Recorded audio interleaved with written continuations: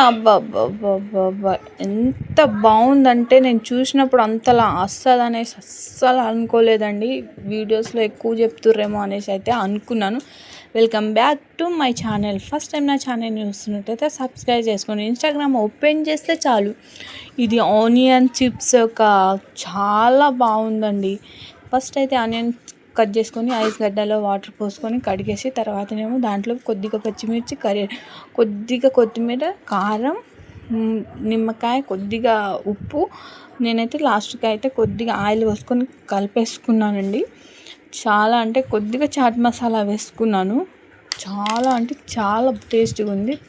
కలిపేసిన తర్వాతనేమో ఏముంది చిప్స్ వేసుకొని తినుడే.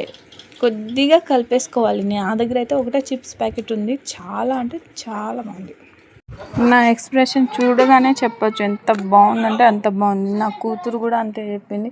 మీరు కూడా ట్రై చేసి కామెంట్ అయితే పెట్టండి.